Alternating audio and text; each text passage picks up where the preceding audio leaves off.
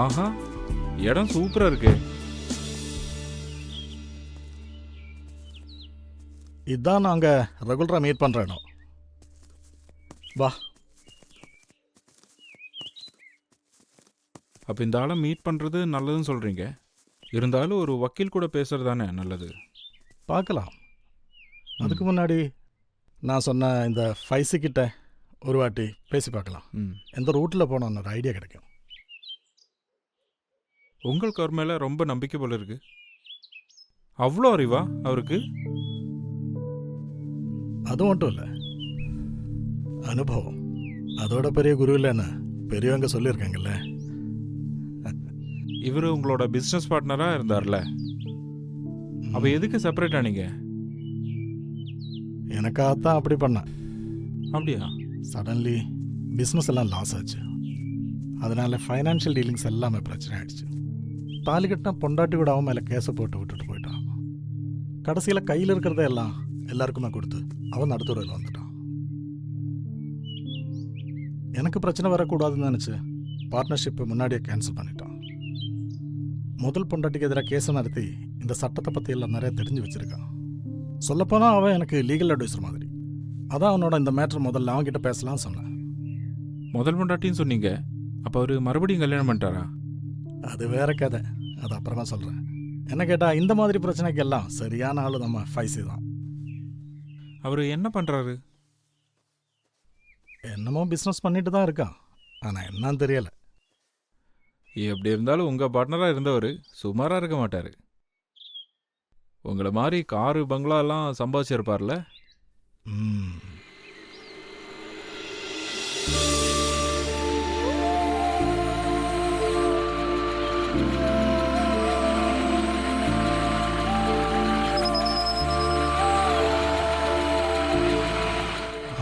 வந்துட்டான், வா.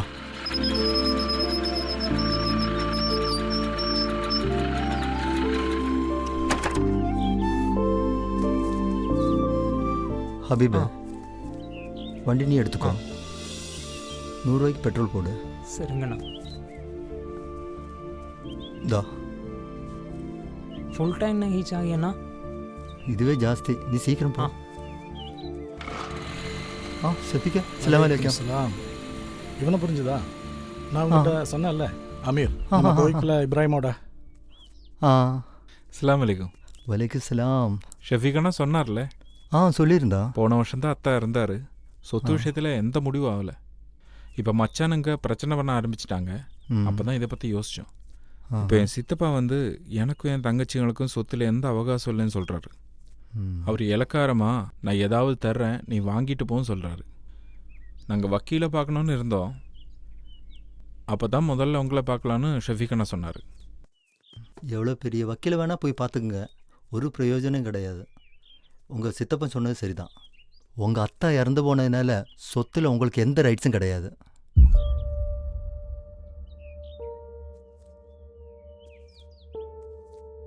இனி கேஸு போட்டு சுப்ரீம் கோர்ட்டு வரை போனாலும் இதைத்தான் சொல்லுவாங்க. அதுதான் நம்ம ஷரியத் நியமம். இது ஒன்றும் ஷரியத்தோட தப்பு இல்லை. அதில் சொல்லியிருக்கிற பல விஷயங்கள் பல பேர் அவங்களுக்கு தேவையான மாதிரி வளைச்சி போடுவாங்க. அதுதான் பிரச்சனை. அப்போ என்ன பண்ணலாம்? முதல்ல அவங்க தர்றேன்னு சொன்ன ஷேரு அது எவ்வளவா இருந்தாலும் ரெஜிஸ்டர் பண்ணி வாங்குங்க. அதுக்கப்புறம் என்னை கூப்பிடுங்க, பார்க்கலாம். கவலைப்படாதுங்க அமீர் பாய், உங்களுக்கு கிடைக்க வேண்டிய தானமாக இல்லை, அதை உரிமையாகவே வாங்கித்தரேன். போதுமா?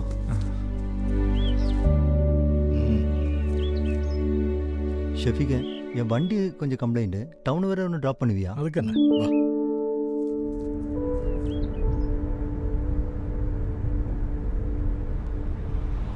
இந்த இஸ்லாமோட சட்டத்தில் இவ்வளோ பிரச்சனை இருக்கா?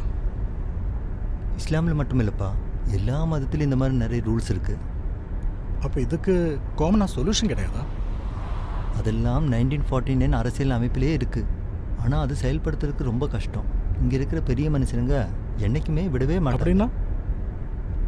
அப்படின்னா Article 44 in the Constitution of India 1949, Uniform Civil Code for the citizen. The state shall endeavor to secure for the citizen a uniform civil code throughout the territory of India.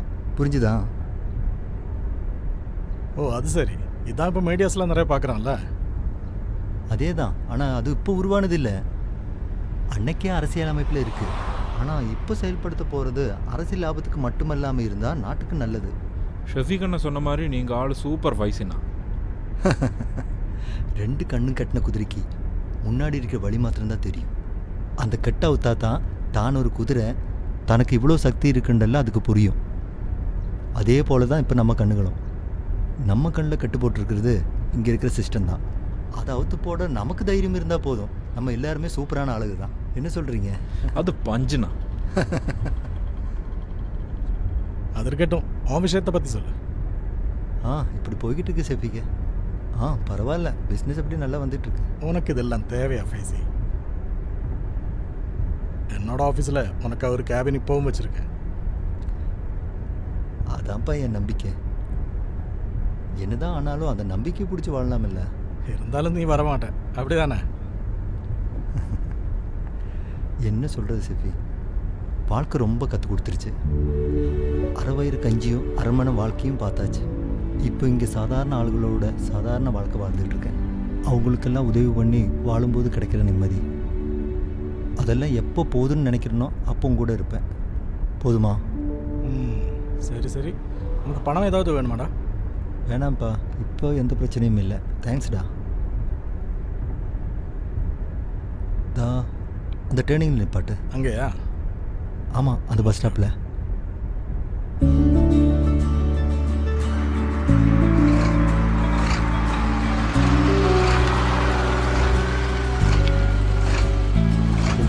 ஓகேடா ஃபைசி. ஓகே ஷெஃபீக். பாய். Amir. Okay ஃபைசண்ணா, நான் கூப்பிடுறேன்.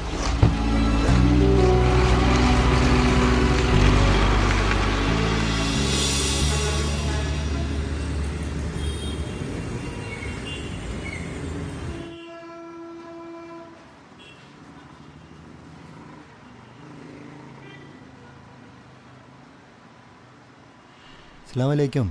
வாலைக்கும் சலாம். எங்கே போயிருந்தேன்? நாட்டு நல்லாக்க போயிருந்தியா? அப்படி ஒன்றும் இல்லை பாய், கடை திறந்து 2 நாள் ஆச்சு. அந்த மாதிரி வேலைக்கெல்லாம் சாருக்கு டைம் பத்தாதுல்ல. மற்றவங்க வேலைக்கு போகிறதுக்கு தான் உனக்கு டைம் சரியாக இருக்கும். ஏண்டா எப்படா நீ எல்லாம் உருப்பட போகிற? ஆஹா, கேட்குறதுக்கு என்ன சுகம். அதோடு சேர்த்து ஒரு 1000 ரூபா கொடுங்க. போய் வேலையை பாடுறான். என்ன பாய்? ஹபீபு. ஆமாம், நான் அசன்பாக் கடையில் இருக்கேன். யார்? பாலண்ணாவா? சரி, ஓகே.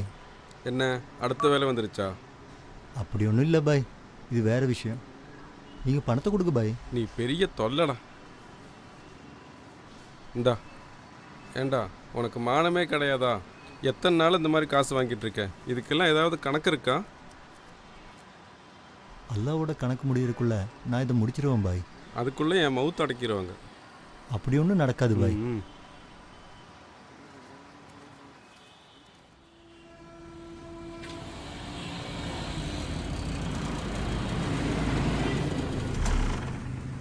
என்னாச்சு பாலண்ணா?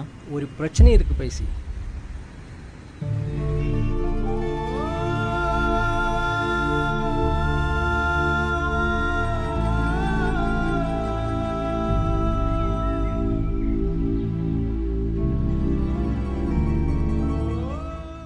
இந்த வீட்டு மேலே உனக்கு எவ்வளவு அன்பு இருக்குன்னு எனக்கு நல்லா தெரியும். அதனால முதல்ல உங்ககிட்ட எதுவும் சொல்ல வேணாம் தான் நினச்சேன். ஆனால் என்ன பண்ணுறது, வேறு வழி இல்லைப்பா.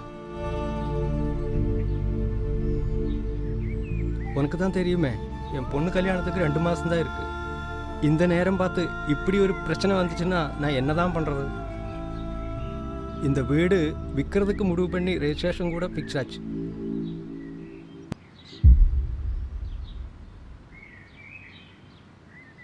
இது அவங்க எப்போ டிஸ்மேண்டில் பண்ணாங்க? ஒரு 3 நாளாக இருக்கும். ஏன்னா இது வாங்கினவங்க யாரையோ காட்டுறதுக்காக வந்தப்போ மீட்டர் இல்லையா.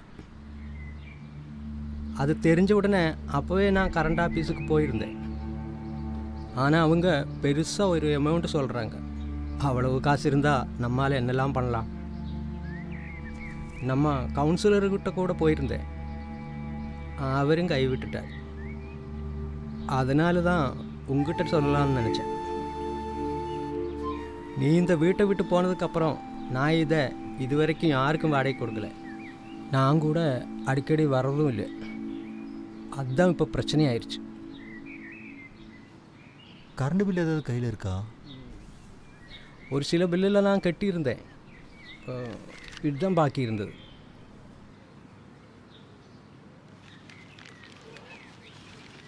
இது 2 பில் இருக்க, 2 தடவை பெண்டிங் ஆயிடுச்சா? இல்லைப்பா, அதுதான் எனக்கும் புரியல. ஒரு வாட்டி பில் கட்டலைன்னா கனெக்ஷன் டிஸ்மேண்டில் பண்ணுவாங்களா?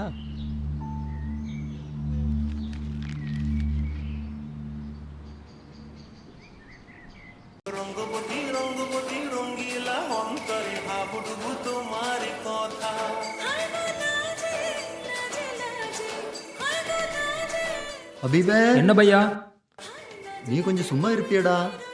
உங்கள் மனசுக்கு கொஞ்சம் நிம்மதியாக இருக்கட்டும்னு. இருக்கிற நிம்மதியை கெடுத்துடாதப்பா. சரி சரி சரி பையா.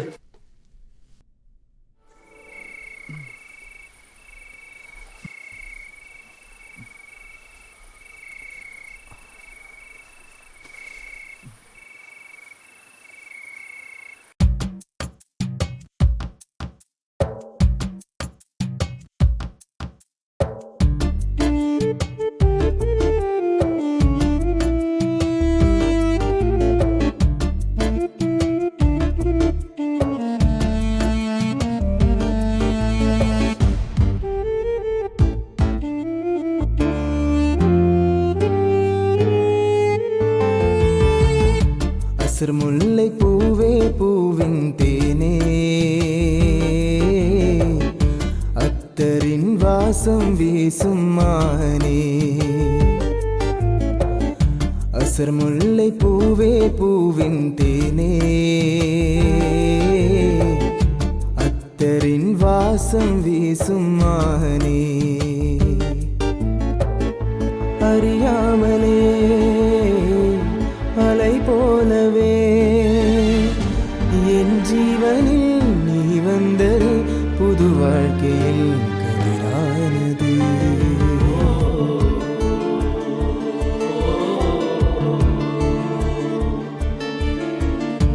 அசர் முல்லை பூவே பூவின் தேனே, அத்தரின் வாசம் வீசும் மானே.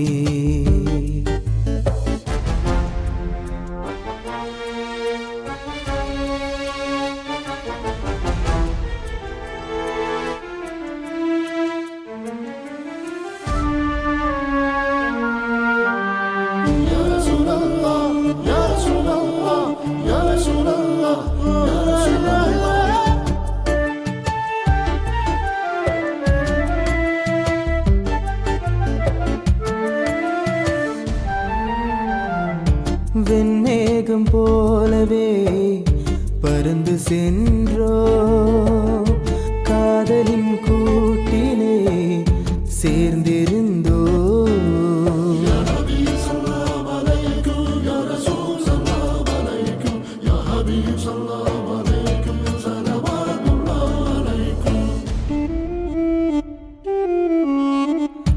வெண்மேகம் போலவே பறந்து சென்றோ, காதலின் கூட்டிலே சேர்ந்திருந்தோ.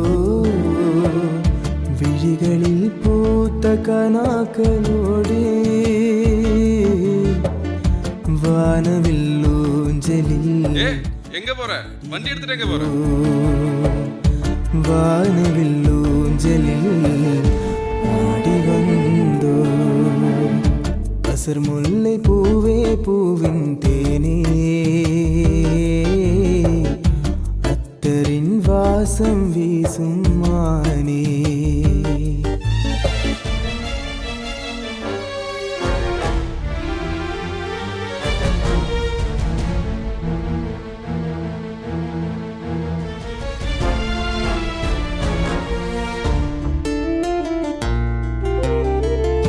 விதி எந்தன் வாழ்வினில் விளையாடுதோ, துயரங்கள் யாவும் என் கதியானதோ.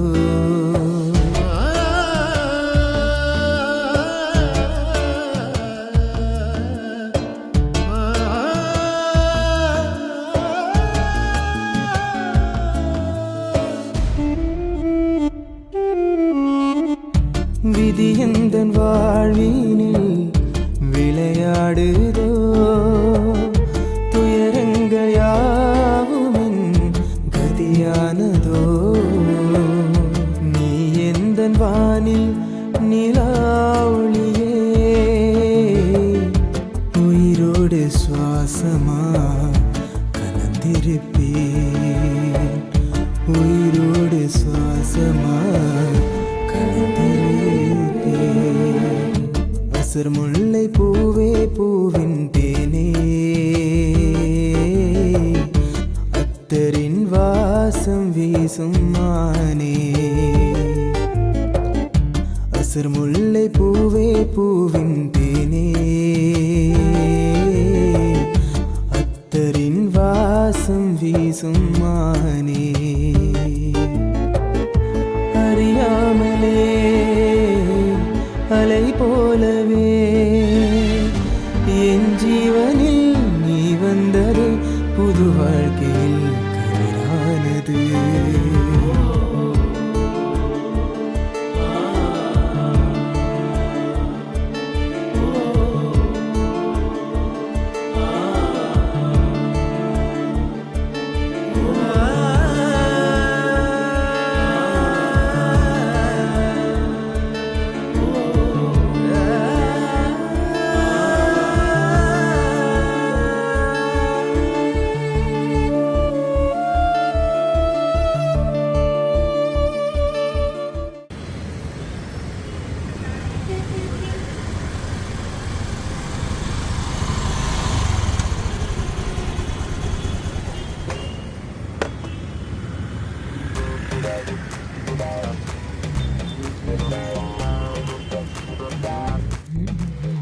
ஏய் பங்காளி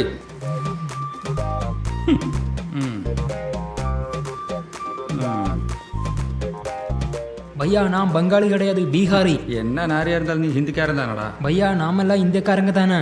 India is my country, all Indian SAARC. Countries, all Indian SAARC countries. அதில் ஒரு கண்ட்ரி தான் உன் முதலாளி.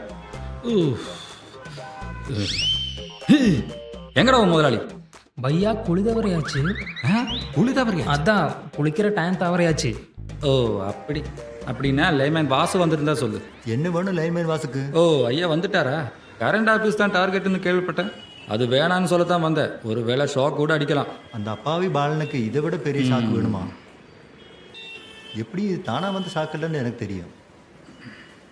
எவனாவது பின்னாடி லைன் போடாம இது நடந்திருக்காது. அப்படின்னா ரொம்ப நல்லதாக போச்சு. பொண்ணு பார்க்க வர்ற பையனோட வேற தான் பெருசுன்னு இருக்கிற அப்பனும் பொண்ணும் பணத்தோட அருமை கொஞ்சம் புரிஞ்சுக்கட்டும். அப்ப அதான் லைனா? அதுதான் லைன். அவன் நம்ம கிட்ட விளையாடணும்.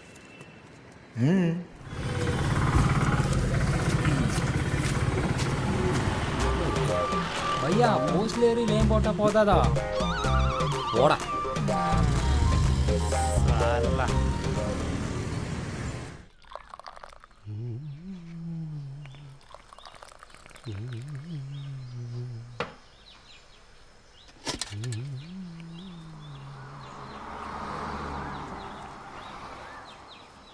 இந்த ஸ்ட்ராங் டீ. ஃபைசி வா வா உட்காரு உட்காரு உட்காரு.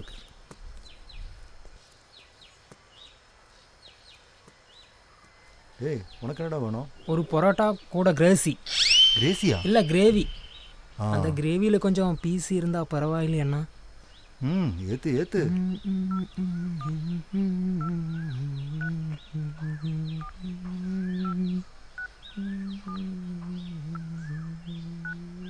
ஃபைசி உனக்கு டீ, இதா உனக்கு பரோட்டா. ஜோசப்பண்ணா 5 மணி வரை பவர் கட்டு. ஃபோனில் மெசேஜ் வந்துருக்குது. அதான் நாங்களும் பேசிகிட்டு இருக்கோம். டெய்லி இந்த பிரச்சனை தான். கூப்பிட்டு கேட்டா சொல்லுவா டச்சிங்ஸ்ன்னு. டச்சிங்ஸுக்கு பீஃப் சில்லி போதாத பையா? டேய் இது அந்த மாதிரி டச்சிங்ஸ் இல்லை. மரத்தோட கொம்பெல்லாம் லைனில் டச் பண்ணி இருக்குல்ல, அதை கட் பண்ணுறது தான் சொல்கிறாங்க. தப்பான்னு நினச்சிட்டேன். அப்புறம் ஜோஸு ஓ விஷயம் என்னாச்சு? என்ன ஆகுறது ஜோசப் அண்ணா? இன்வெர்டரை மாற்ற சொன்னால் அவங்க கேட்க மாட்டாங்க. அதுக்கு நிறைய ஃபார்மாலிட்டிஸ் இருக்குன்னு சொல்கிறாங்க. கொட்டேஷன், அப்ரூவல், அப்படி இப்படின்னு. அதுக்கு நாம் என்ன பண்ண முடியும்? இது எப்போவோ எக்ஸ்பயர் ஆயிடுச்சு. இன்னும் எவ்வளோ தான் ரிப்பேர் பண்ணுறது? அது சரி ஜோசப்பண்ணா என்னாச்சு? நம்ம எலக்ட்ரிசிட்டி ஆஃபீஸ் இருக்குல்ல, அங்கே இருக்கிற இன்வெர்டர் ரிப்பேர் பண்ண வந்திருக்கா. இப்போ இருக்கிறது மிஞ்சி போனால் 2 மணி நேரம் தான் நிற்கும். அது 4-5 மணி நேரம் நிற்கணும்னு சொன்னால் நாம் என்ன தான் பண்ணுறது? நாம் என்ன மேஜிக் கற்றுக்கிட்ட வந்திருக்கோம். இந்த கவர்மெண்ட் வேலை வந்தாலே தலைவலி தான் ஜோசப் அண்ணா. ஆமாம் ஆமாம். டேய் நீ சீக்கிரமாக சாப்பிட்டு வா. சரி பையா. பையா 3 பரோட்டா கூட சரி. beef குழம்பு லைட்டா. இது லைட்டா? சரி. லாஸ்ட் டேட் ஆனவங்க மட்டும் நின்னா போதும், மீதி உள்ளவங்க நிற்கணும்னு இல்லை. ஹலோ பையா சொல்லுங்க. ஹபீப், கேஷ் கவுண்டரில் கூட்டம் இருக்கா? கொஞ்சம் பேர் தான் பையா. அப்படின்னா பில் கட்டிட்டு வர்றவங்கள கையில் இருக்கிற பில்லு கலர் சொல்ல முடியுமா?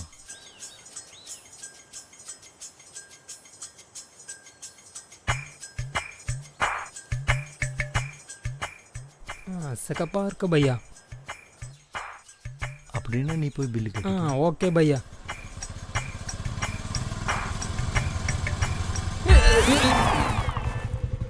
என்னடா பில்லு கட்ட வந்தேன். யார் பில்லு? முதலாளி கம்பெனி பில் கட்ட வந்தேன். ஒரு நாளைக்கு உன் முதலாளியோட ஃபீஸ் கழட்ட போகிறேன் பாரு. போ அவனோட முதலாளி.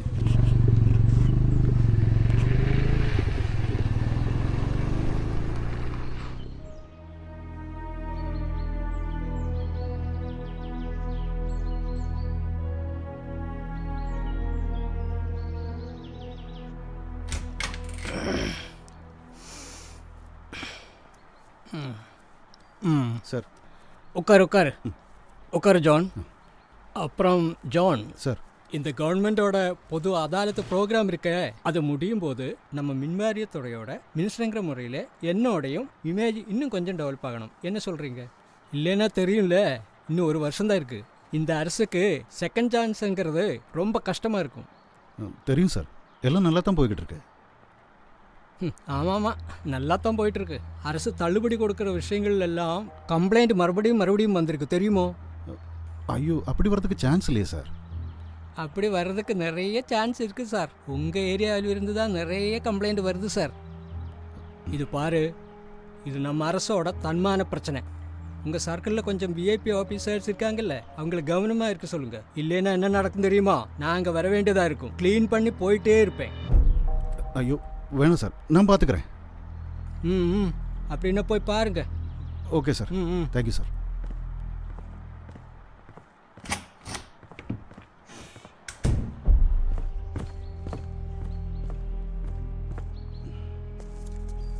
என்னாச்சு சார்? ரொம்ப கோவமாக இருக்காரு. ஏன், எல்லாம் ஓகே தானே? என்ன ஓகேங்கிறீங்க? கவர்மெண்ட் அதாலத்து ப்ரோக்ராமில் நம்ம ஏரியாவில் இருந்து தான் நிறைய கம்ப்ளைண்ட்ஸ் வரதா சொல்கிறாங்க. செக்ரட்டரி, இன்னும் 1 வருஷம் கூட தான் நான் இந்த சேரில் இருப்பேன். அது வரையாவது ஜனங்க முதுகில் ஏறதை கொஞ்சம் அவாய்ட் பண்ண சொல்லுங்கள், புரியுதா? புரிஞ்சு சார். அப்புறம் எவ்வளவு காம்ப்ளிகேட்டடான கம்ப்ளைண்டாக இருந்தாலும் கன்சிடர் பண்ண சொல்லுங்கள். Okay sir. அப்புறம் இந்த மாதிரி பிரச்சனை பண்ணுற ஆஃபீஸர்ஸோட லிஸ்ட் இருக்கும்ல, அதை ரெடி பண்ணுங்க. சரி சார். தேவைப்பட்டால் நாங்கள் வந்துடுவேன் சொல்லுங்கள். Okay sir. வந்தால் க்ளீன் பண்ணி போயிட்டே இருப்பேன். சரி சார். சரி, ஏறு. Okay sir.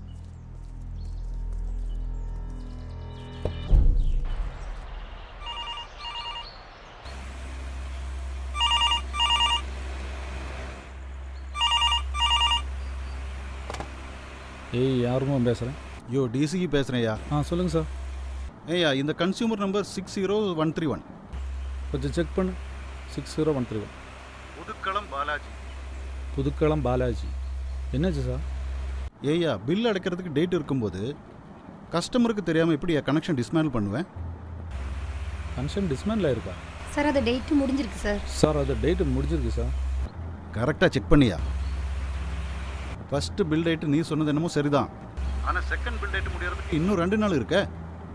அதுக்குள்ளே எவன் போய் டிஸ்மேல் பண்ணுது? சார், அப்படி நடக்க சான்ஸ் இல்லை சார். உன் செக்ஷனில் மேனுவல் பில்லிங்காக நடக்குது சார். அது நம்ம இன்வெர்டர் பேக்கப் கொஞ்சம் கம்மி. அப்போது சப்ளை இல்லாத டைமில் மட்டும். அப்படின்னா அந்த டைம் பார்த்து அவங்க பில் கட்டியிருக்காங்க. சட்டப்படி அவங்க போனாங்கன்னா கேவலம் 249 ரூபாய்க்காக நானும் நீயும் எல்லாம் வீட்லேயே உட்கார வேண்டியதான். சார், அந்த மீட்டரை எவன் கழட்டிட்டு வந்தானோ அவங்ககிட்டயே 1 மணி நேரத்துக்குள்ளே அதை திருப்பி கனெக்ஷன் கொடுக்க சொல்லு. கேட்டல, 1 மணி நேரம் தான் டைமு. அப்புறம் என்ன கூப்பிட்டு சொல்லணும், புரிஞ்சுதா? சார், ஒரு நிமிஷம். இந்த கம்ப்ளைண்ட் கொடுத்துருக்குறவன் பைசிங்கிறவனா? அது யாரு? இல்லை, அரசாங்க அதிகாரிகளுக்கு அலுவா கொடுக்கறதுக்காகவே ஒருத்தன் கிளம்பியிருக்கான். பணம் இருக்குமோன்னு நினச்சேன். அதெல்லாம் எனக்கு தெரியாது. வித்தின் 1 hour கனெக்ஷன் கொடுத்துட்டு என்ன கூப்பிட்டு சொல்லணும். புரியுதா? சார்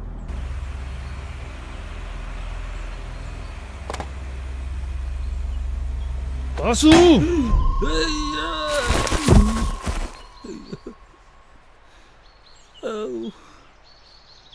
எல்லாம் போச்சு.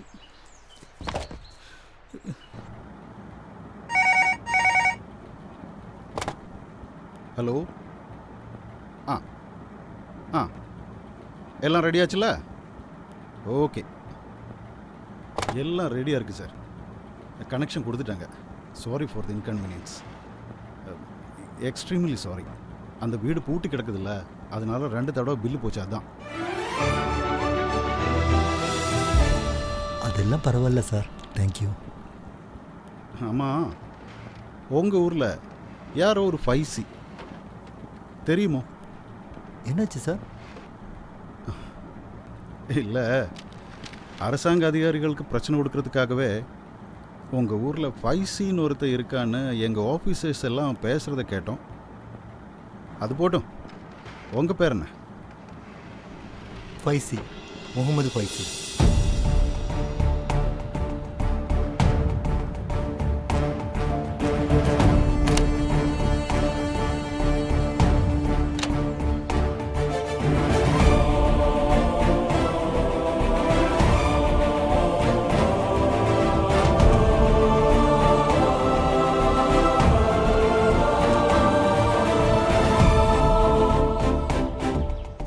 ஜோஸ்பண்ணா, 5 மணி வரை பவர் கட்டு. ஃபோனில் மெசேஜ் வந்திருக்குது. இப்போ இருக்கிறது மிஞ்சி போனால் 2 மணி நேரம் தான் நிற்கும். அது 4-5 மணி நேரம் நிற்கணும்னு சொன்னால் நாம் என்ன தான் பண்ணுறது? அசக்கப்பா இருக்கு பையா. அப்படின்னு நீ போய் பில்லு கட்டிக்கும். ஓகே பையா. அந்த வீடு பூட்டி கிடக்குதுல்ல, அதனால 2 தடவை பில்லு போச்சு. அதான்.